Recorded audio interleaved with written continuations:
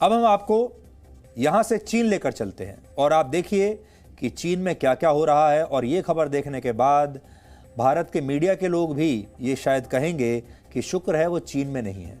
चीन की सरकार उन पत्रकारों को लगातार निशाना बना रही है जिन्होंने वहां रहकर कोरोना वायरस की सच्चाई बताने की गलती की थी, यानी सच बोलने की गलती की थी। चीन की एक अदालत ने आज वहां की एक पत्रकार को 4 साल की सजा दी है। 37 वर्ष की इस महिला पत्रकार की गलती सिर्फ इतनी है कि इस पत्रकार ने वुहान से कोरोना वायरस के संक्रमण के बारे में सही और 100% सच्ची खबरें दी थी। पिछले वर्ष इसी पत्रकार ने वुहान से खाली सड़कों और अस्पतालों में लोगों की भीड़ के बारे में भी जानकारी दी थी और इन खबरों को देखकर ही पूरी दुनिया को कोविड-19 महामारी के बारे में पता चला था। इस पत्रकार का दावा है कि इन रिपोर्ट्स की मदद से ही उन्होंने चीन और पूरी दुनिया की मदद की है। उनकी खबरें देखकर ही इस महामारी के बारे में दूसरे लोगों को, दूसरे देशों को जानकारी मिली और वो खुद को बचाने के लिए अपनी तैयारियां कर पाए। उस समय चीन की सरकार ने वुहान से रिपोर्टिंग पर रोक लगा दी थी। वैसे भी चीन एक ऐसा देश है जहां पर मीडिया स्वतंत्र नहीं है। वहां का सरकारी मीडिया सिर्फ वही खबरें दिखाता है और प्रकाशित करता है जिससे चीन की एक पॉजिटिव छवि दुनिया के सामने बने। लेकिन उस समय इस पत्रकार की रिपोर्टिंग सोशल मीडिया पर वायरल हो गई थी और चीन की सरकार का प्रोपेगेंडा तब कुछ हद तक फेल हो गया था। इसलिए अब तक वहां पर 8 विसिल ब्लोअर्स को सजा दी जा चुकी है। यानी चीन की सरकार अब यह नहीं चाहती कि कोरोना वायरस की सच्चाई के बारे में दुनिया को कभी भी कोई सही जानकारी मिले। और पत्रकारों को निशाना बनाने के साथ चीन अपने देश के अनाज संकट को भी पूरी दुनिया से छिपाना चाहता है और चीन ये चाहता है कि इन सारी चीज़ों के बारे में दुनिया को पता ना चले। जो वहाँ के पत्रकार इनके बारे में बताएंगे उन पत्रकारों को वो सज़ा देता है।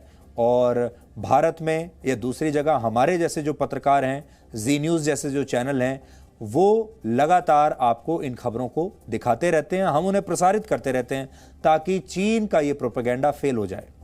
हमारी अगली जो खबर है वो भी इसी के बारे में है, लेकिन इसके बारे में बताने से पहले हम आपको कुछ वीडियोस दिखाना चाहते हैं। ये वीडियोस चीन में सोशल मीडिया पर काफ़ी वायरल रहते हैं और इन वीडियोस में आप लोगों को एक साथ 10-10 बर्गर्स और पिज्ज़ाज खाते हुए देख पाएंगे। ओवर ईटिंग यानी एक बार में ज़्यादा से ज़्यादा खाना खाने का ये चैलेंज चीन में बहुत लोकप्रिय है। कई सेलिब्रिटीज भी इस तरह के वीडियोस बना चुके हैं। आप पहले इन वीडियोस को देखिए और फिर हम आपको चीन में ओवर ईटिंग से जुड़े एक नए कानून के बारे में बताएंगे। तो इस तरह के वीडियोस तो ये हमने आपको पुराने वीडियोस दिखाए हैं। अब अगर इस तरह के वीडियो चीन में अब किसी ने बनाए तो उन पर कार्रवाई की जाएगी। चीन में ओवर ईटिंग और फूड चैलेंज अक्सर चर्चा में रहता है, लेकिन अब वहां कानून बनाकर इस पर रोक लगा दी जाएगी और अगर इस तरह के वीडियोस किसी और ने अगर अब बनाने की कोशिश की तो फिर उन पर कार्रवाई होगी। अब ओवर ईटिंग यानी जरूरत से ज्यादा भोजन करना चीन में गैर कानूनी हो जाएगा। आप जरूरत से ज्यादा खा नहीं सकते, यानी खाने पर भी पाबंदी है। ऐसा करने वालों पर लगभग 1 लाख रुपए का जुर्माना लगाया जाएगा। अगर रेस्टोरेंट्स में इस कानून का उल्लंघन किया तो उन पर भी कड़ी कार्रवाई होगी। चीन में सोशल मीडिया पर अक्सर ऐसे वीडियोस चर्चा में रहते हैं जिनमें एक दूसरे को ओवर ईटिंग चैलेंज दिया जाता है। एक साथ 10 पिज्जा खाने के वीडियोस डाले जाते हैं। लेकिन चीन में जो नया कानून आने वाला है उसके तहत ऐसे वीडियोस को दिखाने और शेयर करने वाले सेलिब्रिटीज और टीवी चैनल्स पर भी अब कानूनी कार्रवाई होगी। चीन में खाने की बर्बादी को रोकने के लिए बने इस कानून के पीछे एक बड़ी वजह है और वो है अनाज का संकट और वहां पर अनाज की जबरदस्त कमी, जिसे चीन स्वीकार नहीं कर रहा। चीन में हर वर्ष 3.5 करोड़ टन खाना बर्बाद हो जाता है। कुल खाद्य उत्पादन का 6% हिस्सा वेस्ट होता है और खाने पीने के दौरान 1 करोड़ 80 लाख टन खाना फेंक दिया जाता है। अनाज संकट के बाद खाने की बर्बादी चीन के लिए एक बहुत बड़ा मुद्दा बन गया है और इसी से निपटने के लिए इसी वर्ष अगस्त महीने से चीन में एक अभियान शुरू हुआ और इसे ऑपरेशन एम्प्टी प्लेट का नाम दिया गया। इसका मकसद लोगों को रात के समय कम भोजन करने और खाने की बर्बादी को रोकने के लिए जागरूक करना है। लेकिन वहां इस अभियान का भी कोई ज्यादा असर नहीं हुआ। कुछ दिन पहले चीन के राष्ट्रपति शी जिनपिंग ने कहा था कि खाने की बर्बादी चौंकाने और परेशान करने वाली है। उनके इस बयान के बाद ही ये संकेत मिलने लगे थे कि चीन इस पर कड़ा कानून अब ला सकता है। अब आप आंकड़ों की मदद से चीन के इस अनाज संकट को समझिए कि कैसे वहां अब खाने पीने की कमी है। चीन के कृषि मंत्रालय ने बताया था कि वर्ष 2019 में चीन में कुल 66 करोड़ टन अनाज की पैदावार हुई। हालांकि चीन ने इस वर्ष भारत से ही 9 करोड़ किलोग्राम चावल आयात किया है और ऐसा 30 वर्षों में पहली बार हुआ है। यानी चीन सीमा पर हमसे लड़ता है, पर अपने नागरिकों की भूख मिटाने के लिए वो भारत से ही अनाज खरीदता है।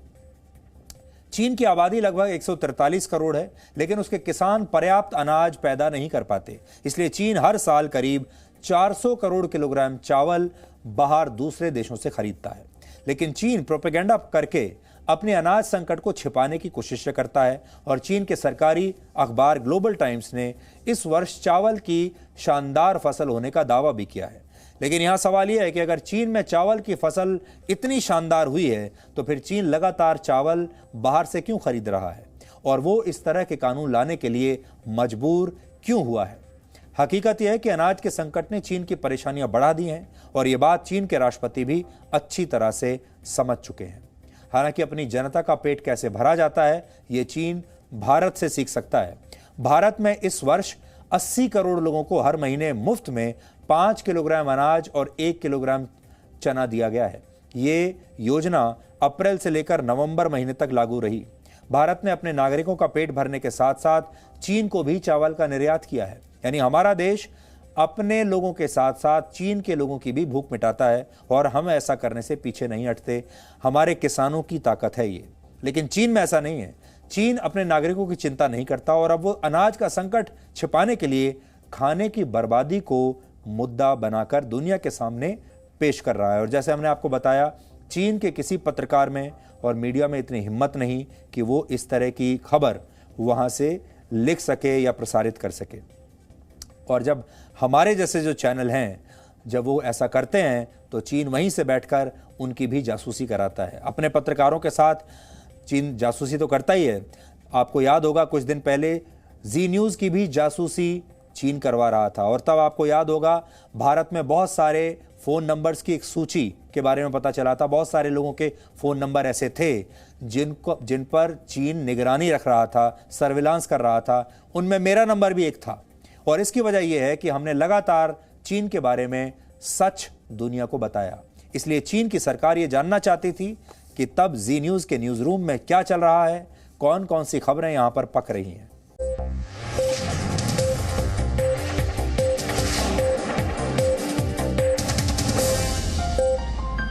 Presenting V News app, available on Google Play and App Store. Download it now.